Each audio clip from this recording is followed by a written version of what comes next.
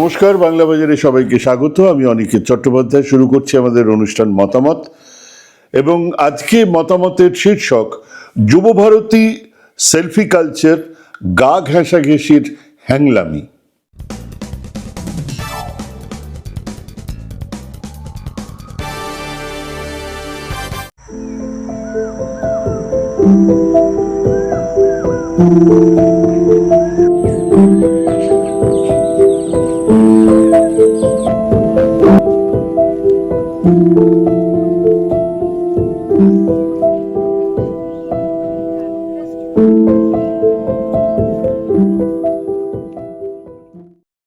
এক ধাবাওয়ালা কি জিজ্ঞেস করেছিলেন এক উত্তেজিত খদ্দের, বাইরে তোমার ধাবায় খাটিয়ায় বসে কিশোর কুমার তড়কা রুটি খেয়ে গাড়িতে চড়ে গেলেন, তুমি জানো?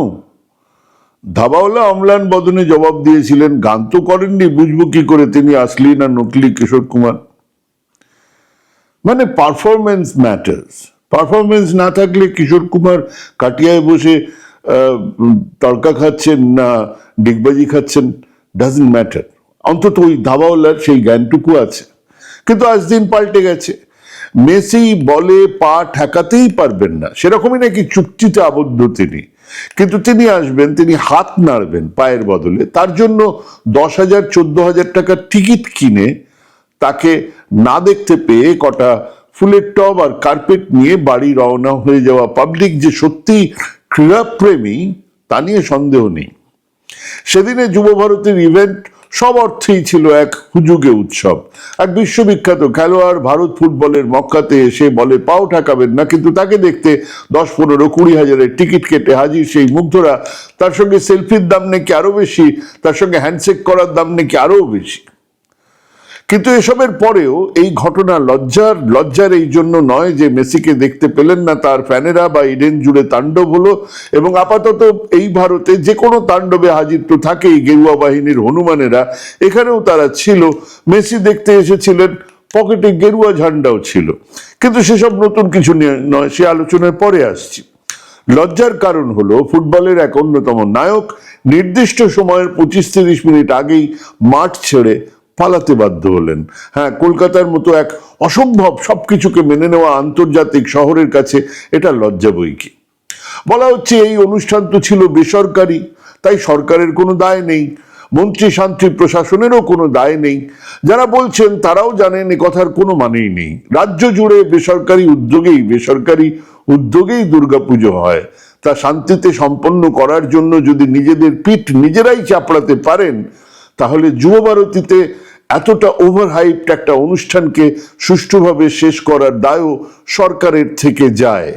সেরকম গন্ডগোলের সামান্যতম ইঙ্গিত বা সম্ভাবনা থাকলে তাকে রোখার, প্রয়োজনে কড়া হাতে হস্তক্ষেপ করার বদলে এক ল্যাকেডেসিক্যাল অ্যাটিচিউড, কত হুযুক্ত দেখলাম এও সামলে নেব, এরকম একটা গয়ঙ্গচ্ছ মনোভাব সরকার প্রশাসনের ছিল বলেই এই কাণ্ড হতে পেরেছে। এখন একজন মাছরাঙাকে, দুজন মাছরাঙাকে বলির পাঁঠা করে সব ব্যাটাকে ছেড়ে দিয়ে ওই ব্যাটাকে ধর বলার মধ্যে পাশ কাটিয়ে যাবার, দায়মুক্ত হবার এক প্রবণতা আছে। এই একই ইভেন্ট কোম্পানি হায়দ্রাবাদ, মুম্বাই আর আজ দিল্লিতে এই অনুষ্ঠানের দায়িত্বে ছিল। সেখানে নির্বিঘ্নে শেষ হয়েছে, এখানে হলো না। কেন হলো না, কোন কারণে এরকম এক অরাজক অবস্থা তৈরি হলো, তা তো বুঝতেই হবে। রাজ্য পুলিশের শীর্ষ কর্তাদের সঙ্গে শেষ মিটিংয়ে ঠিক হয়েছিল মাঠের ভেতরে সব মিলিয়ে 212 জনকে, নিরাপত্তা কর্মী, ভেন্ডারের লোকজন এবং খেলোয়াড় ছাড়া তাদেরকে ঢোকার অনুমতি দেওয়া হবে। ঢুকেছিল কতজন? 1,003 তো হবেই কম করে। স্পেশাল কার্ডও নাকি সেইভাবে ইস্যু করা হয়েছিল। তারপরেও 1,000-এর বেশি, 1,200-3-এর বেশি মানুষ সেখানে মাঠে ঢুকলেন কিভাবে? কারা ঢুকলেন? ক্রীড়ামন্ত্রী ঢুকবেন, হ্যাঁ, তেনার সেই হক আছে, কিন্তু বাকিরা কেন? নেপোকিরের দল মেসির সঙ্গে মর্নিং ওয়াকে বেরিয়েছিলেন। এক সাংবাদিক ছিলেন ইন্দ্রনীল রায়, তিনি এখন কোথাকার সাংবাদিক জানি না। ফটোগ্রাফাররা ছবি তুলবেন, তিনি ফটোগ্রাফারও নন। মেসির পেছনে পেছনে ঘুরলেন সর্বক্ষণ। কার দালাল হিসেবে তিনি ওই চত্বরে ছিলেন? আরো অনেকে। এরা কারা? সেলফি তুলেছেন, হে হে করেছেন, চারিদিক থেকে এই হ্যাঁ হ্যাঁ বলা সঙ্গেরা ঘিরে থাকলো মেসিকে। এরা কেউ 1 টাকা দিয়েও টিকিট কিনেছিলেন, কেনেননি। এ এগিয়ে দিচ্ছে ফ্ল্যাগ, সে এগিয়ে দিচ্ছে ফুটবল, কাগজ, মেসি অটোগ্রাফ দিচ্ছেন। মেসির পার্সোনাল বডিগার্ডেরা মন্ত্রী অরূপ বিশ্বাসকে সরিয়ে দিচ্ছেন বিধাননগরের পুলিশ কমিশনারকে। কিন্তু আবার নতুন আগমন, যারা আসছেন তাদের ছবি নেটে ঘুরছে, ভিডিও ঘুরছে সর্বত্র। খেয়াল করে দেখুন, সর্বত্র এনারাই থাকেন। এই তৃণমূল জমানায় এরাই থাকেন, গান মেলায়, বই মেলায়, ফিল্ম ফেস্টিভ্যালে, কার্নিভালে, যে কোনো ভিআইপি আসুন, এনাদের ছবি থাকবেই সেই সব মহান লোকজনদের সঙ্গে। বাবা, আম্মু ছিলাম সেখানে। আর ওই দূরে স্টেডিয়ামে, গ্যালারিতে কিন্তু 14,000 টাকা দিয়ে মানুষ এসেছে মেসিকে দেখতে। তারা কি চৈতন্যের নাম গান করবেন? মুখ্যমন্ত্রী থেকে তৃণমূলের বড় নেতা, বিজেপির নেতাদের আত্মীয় স্বজনেরা ঘিরে রইলেন মেসিকে, এবং সেই মুহূর্তে কারা হু হু করে ছড়িয়ে দিল প্রচুর সেলফি। সেটা কি পরিকল্পনার অঙ্গ ছিল? 10:30 থেকে ভাইরাল হতে থাকলো সেলফি, বিভিন্ন লোকজনের সেলফি, মেসির সঙ্গে সৌভাগ্যবান সৌভাগ্যবতীদের সেলফি। গ্যালারিতে আগুন ধরানোর জন্য সেটা ছিল যথেষ্ট।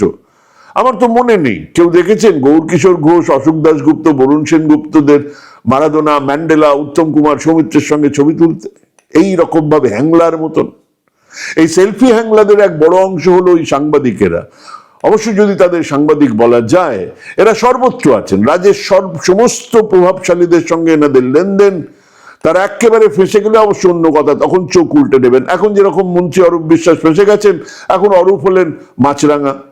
কিন্তু এরাই সপ্তাহে 3-4 বার বলে করে ওনাকে ফোন করেন, নানান সুযোগ নেন। মদন মিত্রের বেলাতেও দেখেছিলাম, সাংবাদিকদের প্লেনের টিকিট কাটা থেকে শুরু করে হাসপাতালের বেডে রাখা থেকে শুরু করে নানান ফুর্তির ব্যবস্থা কি করেননি মদন মিত্র। কিন্তু যখন ফেসেছিলেন তখন এরাই কত কেচ্ছা খুঁড়ে খুঁড়ে বার করে এনেছিল। হ্যাঁ, এমনি সময় এরা এই সমস্ত প্রভাবশালীদের সঙ্গে হবনবিং করে নিজেদের বাঁচিয়ে রাখেন। পরজীবীর মতো এক ভিআইপি সিস্টেমকে বাঁচানোর জন্য সবচেয়ে বড় কাজ করেন এই সেলফিবাজ সাংবাদিকেরা। চাকরি গেলে চাকরি জুটিয়ে দেয় ওই প্রভাবশালী লোকজন। আজকে এখানে, কালকে সেখানে ভেসে ভেসে থাকেন এই কারণেই। এরা ওদের প্রোটেক্ট করেন, ওনারা এনাদের বিভিন্ন সুযোগ সুবিধা দেন।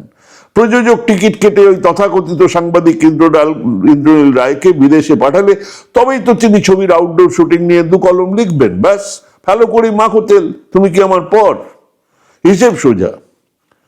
এক ভিআইপি কালচার চলবে, আর তার বারবারন্তকে ঘিরে থাকবে এই মিডিয়া মাফিয়ারা, সেলফিবাজ সাংবাদিকেরা। এবং একবারও ভাববেন না যে সেটা কেবল এই জামানায় আছে, সেটা ছিল সব জামানাতে। হ্যাঁ, কিছুদিন আগে পর্যন্ত সেখানে একটা অঙ্কুশ ছিল, একটা চক্ষু লজ্জা ছিল, যা এখন সরে গেছে, নেই। যুবভারতী কি এই প্রথম ভাঙচুর হলো? খালার মাঠে কি এই প্রথম গোলমাল হলো? 16 জন মারা গিয়েছিলেন 80 সালে। কেন মারা গিয়েছিলেন? কিসের জন্য মারা গিয়েছিলেন? মনে আছে আজকালের সাংবাদিক অনিলাভ চট্টোপাধ্যায় 96 ভোটের আগে যুবভারতী স্টেডিয়াম নিয়ে একটা কপি লিখেছিলেন, ফার্স্ট পেজ কপি। শীর্ষক ছিল, কি বলবেন, চেয়ার কেলেঙ্কারি। ফাঁকা জায়গা গ্যালারির। হ্যাঁ, সেবারে ইস্ট বেঙ্গলের সঙ্গে কোনো একটা খেলার মাঠে ভাঙচুর হয়েছিল, তুমুল ভাঙচুর। চেয়ার ছুঁড়ে ছুঁড়ে ফেলা হয়েছিল, আর ওখান থেকে চিৎকার করছিলেন পেট ওদেরকে, সুভাষ চক্রবর্তী, পেটাও ওদেরকে, পুলিশকে। উনি ওনার চোখের সামনে, ওনার স্বপ্ন, ওই যুবভারতী স্টেডিয়াম ভাঙচুর হচ্ছিল, উনি চিৎকার করছিলেন। যেগুলো অক্ষত ছিল সেগুলো ওই শিয়ালদা অঞ্চলের ওই চেয়ার এক মাস্তানের কাছে বেচা হচ্ছিল। সেটাই আজকাল পত্রিকায় প্রথম পাতার খবর হয়েছিল। বলে রাখি, সেই সময় আজকাল ভয়ঙ্করভাবে বামপন্থী আর সুভাষ বিরোধী ছিল।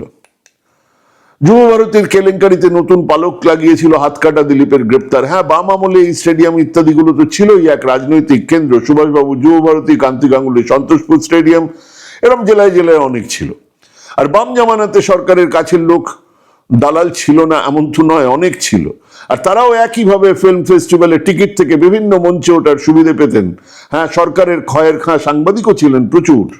ইনফ্যাক্ট অনিল বিশ্বাস আর রবীন্দ্র বাংলা মিডিয়াতে কে কোথায় কোন মিডিয়ার মাথায় বসবে, কাকে কোথায় কোন পোস্ট দেওয়া হবে, কত মাইনে দেওয়া হবে সেটাও ঠিক করতেন। কে বসবেন না সেটাও বলে দিতেন। জামানা পাল্টানোর পরে সেটা আরো জেকে বসেছে। মানে রাজনৈতিক পরিবর্তন হলেও এই ভিআইপি সংস্কৃতিতে কোনো পরিবর্তন হয়নি, বরং তা বেড়েছে। একবার ভাবুন সেই সব মানুষজনের কথা। আমি তো ওই টুকরোর আগের ছবিগুলো দেখছিলাম। গ্যালারি থেকে নেমে এসেও যাদের ভাঙচুর করার ক্ষমতা নেই তাদের মুখ চোখ দেখছিলাম। এদের অনেককেই দেখে মনে হচ্ছিল সঞ্চয়ের এক বড় অংশ খরচ করে এনারা কম বেশি 1/2 কিলোমিটার দূর থেকে মেসিকে দেখার জন্য, 500 মিটার দূর থেকে মেসিকে দেখার জন্য এসেছিলেন। আর এই বাংলার কিছু নেপোকিট, যাদের মধ্যে মুখ্যমন্ত্রী পরিবারের লোকজন আছে মন্ত্রী শান্তিদের পরিবারের লোকজন, কিছু টলিউডের লোকজন এবং সাংবাদিক নামের অসাংবাদিকেরা, এরাই তারা যারা প্রত্যেক অনুষ্ঠানে ভিআইপিদের ক্লোজ প্রক্সিমিটিতে থাকার সুযোগ পেয়ে যান, কেবল শাসক বৃত্তের কাছাকাছি থাকার কারণে, আর কিচ্ছু নয়। এবং মাথায় রাখুন, এনাদেরই সিংহভাগ জামানা পাল্টালে চোখ উল্টে ঝান্ডা বদলে নেবেন। আজ মমতার মধ্যে যারা লেনিন দেখছেন, তখন শুভেন্দুর মধ্যে পুলিনকে খুঁজে পাবেন। এই সংস্কৃতির জন্ম কেন হয়? কারণ রাজনৈতিক নেতাদের বেশিরভাগের নিজের কোনো আলো নেই, নিজের কোনো মেধা নেই, নিজের কোনো কারিশমা নেই। এনারা অন্যের আলোয় আলোকিত হয়ে ওঠেন। এনারা বিভিন্ন ক্ষেত্রে বিখ্যাতদের নিয়ে আসেন, তাদের ফ্যান বেসকে নিজের ভোটার বেসের সঙ্গে মিলিয়ে দেওয়ার চেষ্টা করেন। এক মিঠুন চক্রবর্তীকে মঞ্চে হাত ধরে নিয়ে এসেছেন বাংলার হরেক কিসিমের রাজনীতিবিদরা। সুভাষ চক্রবর্তী এনেছেন, তখন মিঠুন সিপিএম। মমতার মঞ্চে মিঠুন তৃণমূল হয়েছেন। অমিত শাহ শুভেন্দুর মঞ্চে মিঠুন বিজেপি হয়েছেন। সেলিব্রিটিদের দলে কতটা গুরুত্ব দেওয়া উচিত তা নিয়ে এমনকি কমিউনিস্ট পার্টিতেও লম্বা বিতর্ক হয়েছে। এবং ক্রমশ সমাজ এক ট্রানজাকশনাল রিলেশনশিপের মধ্যে, এক লেনদেন সম্পর্কের মধ্যে ঢুকে পড়েছে। কাজেই এখন সেলিব্রিটিরাও রাজনীতিবিদদের ব্যবহার করছেন, রাজনীতিবিদেরা সেলিব্রিটিদের ব্যবহার করছেন। শুভশ্রী বা কৌশিক গাঙ্গুলি অনায়াসে মেসির সঙ্গে ছবি তুলতে পারেন দাঁত কেলিয়ে, বদলে তাদের আনুগত্য বেচে দিতে হয় শাসক দলের কাছে। লেনদেনের সম্পর্ক, সেই সম্পর্ক ভাঙার চেষ্টা করলেও বিপদ, কারণ রাজনীতির পরিধি এখন অনেক অনেক বড়। একজন ক্রেন পুলার বলে দিতেই পারেন, অনির্বাণ কিংবা পরমব্রত থাকলে আমরা কাজই করব না। এদিকে সেই ক্রেন পুলার বা প্রোডাকশন ম্যানেজারও কিন্তু সেই একই লেনদেন সম্পর্কের মধ্যেই জুড়ে আছেন। তিনিও আনুগত্য বেচেন, বদলে এক নিশ্চিন্ত রোজগারের গ্যারান্টি পান। তাই পেটের দায়ে বিবৃতি তো দিতেই হয়। ঘরের ছেলে ঘরে ফেরার বিবৃতি, মেনে নেওয়া মানিয়ে নেওয়ার বিবৃতি। একই চাকায় সাংবাদিক থেকে লেখক থেকে ডাক্তার মুক্তার সবাই। কাজেই একটা ঘটনা ঘটেছে, নাও ঘটতে পারত। ওই তো মদনদা, আমাদের লাভলি মদনদা এনেছিল মেসিকে, গন্ডগোল তো হয়নি। এমন তো নয় যে সেখানে সম্ভাবনা ছিল না, এমন নয় যে মদনদার আগামী অনুষ্ঠানে এই ক্যাওস হবে না। সেদিন হয়নি, আজ হয়েছে। কারণ অনেক গভীর। এনকোয়ারি কমিটি তৈরি হয়েছে। কমিটি ইমিডিয়েট কিছু কারণ খুঁজে বার করবে, আর নির্দিষ্টভাবে দায়ী কাউকে চিহ্নিত করতে পারবে না। এখন থেকে বলে রাখলাম, মিলিয়ে নেবেন। কিন্তু আবার যে কোনো দিন এটা হবে, আবার হবে। আবার মারাদোনা বলবেন, নো বোয়ে আলা কাঞ্চা সিএল টিপো দে লা গোর্রা এস্তা আঁকা। হ্যাঁ, স্প্যানিশে টিপো মানে টুপি। ওই টুপি পরা লোকটা এখানে থাকলে আমি মাঠে যাব না। সুভাষ চক্রবর্তীর পাশ কাটিয়ে ওনাকে ডজ করে মাঠে নেমে বল নিয়ে খানিক ম্যাজিক দেখিয়ে মারাদোনা সেদিন আটকে দিয়েছিলেন ভাঙচুরের সম্ভাবনাকে। মেসি পারেননি, বা তার পক্ষে সম্ভবও হয়নি। আগামী যে কোনো এমন ইভেন্ট আটকে দিন এই সেলফি কালচার, এই ভিআইপি নেপোকিটদের গা ঘষাঘষির চেষ্টাকে। দেখবেন ইভেন্টে গোলমালের সম্ভাবনা থাকবেই না। বদলে একজন মন্ত্রী, একজন ইভেন্ট ম্যানেজারকে দায়ী করলে সেটা ওই মাছরাঙা ধরার ব্যাপার হবে। কিন্তু এখানেই শেষ করা যাবে না, যাবে না। কারণ এই গন্ডগোলের সময়ই আমরা দেখেছি গেরুয়া ঝান্ডা নিয়ে মাঠে নেমে ভাঙচুর করতে, জয় শ্রীরাম বলে স্লোগান দিতে। আর ঘটনা ঘটে যাওয়ার পরেই দেখেছি শুভেন্দু অধিকারীকে মুখ্যমন্ত্রীর পদত্যাগ চাইতে। হ্যাঁ, এতক্ষণ যে কথা বলছিলাম তা এক রাজনৈতিক সামাজিক অবক্ষয়ের কথা, ক্রমশ সমাজের মধ্যে গেড়ে বসা এক লেনদেন, এক সম্পর্কের কথা। তার রেমেডি এখনই হবে না, কিন্তু এটা আমাদেরকে করতে হবে, চেষ্টা করতে হবে, বুঝতে হবে। কিন্তু এবারে তার বাইরের কিছু অসভ্যদের কথা, জানোয়ারদের কথা, যাদের আমলে গত 10-11 বছরে অসংখ্য এমন ঘটনা ঘটেছে, অসংখ্য। মাত্র গত বছরের জুলাইয়ে উত্তরপ্রদেশের হাতরাসে এক বাবাজির আশ্রমে পদপিষ্ট হয়েছিলেন 123 জন, মারা গিয়েছিলেন। কেউ জেলে নেই, কারোর শাস্তি হয়নি। মুখ্যমন্ত্রীর পদত্যাগ ভাবাই যায় না। কেউ দাবি করারও চেষ্টা করবে না, বুলডোজার পাঠিয়ে দেবেন। লিস্ট বানাতে বসলে রাত কাবার হয়ে যাবে। সেই তারা এক স্বতঃস্ফূর্ত রাগের সময়ে পরিকল্পনার অঙ্গ হিসেবে এই পকেট থেকে ঝান্ডা বার করেছেন। সেই লোকজনেরই দেখা গেছে ইট দিয়ে দরজার তালা ভেঙে মাঠে নামতে, মাঠের মধ্যে সংগঠিতভাবে ভাঙচুর করতে। যা দেখে একটা প্রশ্ন তো উঠতেই পারে যে এই ঘটনা পূর্ব পরিকল্পিত ছিল না তো? অন্তত একটা রাগ ক্ষোভ দেখা যাচ্ছে সেই সময়। অসংখ্য হোয়াটসঅ্যাপ মেসেজ ভাইরাল হওয়া, পকেট থেকে ঝান্ডা বেরিয়ে আসা কি খুব স্বাভাবিক? মেসিকে দেখার জন্য পকেটে আর্জেন্টিনার ফ্ল্যাগ থাকলে বোঝা যায় গেরুয়া পতাকা নিয়ে মাঠে যাওয়াটা তো এক পরিকল্পনার কথাই বলে। এবং সাত তাড়াতাড়ি অন্য মন্ত্রী নয়, এমনকি দেখুন ক্রীড়ামন্ত্রীও নয়, পদত্যাগ চাওয়া হচ্ছে মুখ্যমন্ত্রী। যা বলে দেয় দাল মে কুছ তো কালা হয়। কিন্তু সেটাও কি স্বাভাবিক নয়? এখন থেকে নির্বাচন পর্যন্ত প্রত্যেকটা দিন, প্রতিটা ইভেন্ট, প্রতিটা পুজো, মন্দির, মসজিদ ভালনারেবল। যে কোনো সময়ে এই একই চেহারা আমরা দেখতে পাবো। হ্যাঁ, মেসি মেসের অন্য দিকটা এখনো অন্ধকার, সেখানে আলো পড়া উচিত। আর আমাদের সাবধান হওয়া উচিত এই কারণে, এই প্রতিটা ক্যাওসের, প্রতিটা গন্ডগোল যে আদতে এক গ্র্যান্ড প্ল্যানের অংশ, সেটা নিশ্চয়ই এতদিনে সবাই জেনে ফেলেছেন। অবশ্য বুঝেছেন কিনা সেটা আমার জানা নেই। একটু ভাবুন, ভাবতে থাকুন, ভাবা প্র্যাকটিস করুন। ভালো থাকবেন, সুস্থ থাকবেন। আজকে এখানেই শেষ করছি। নমস্কার।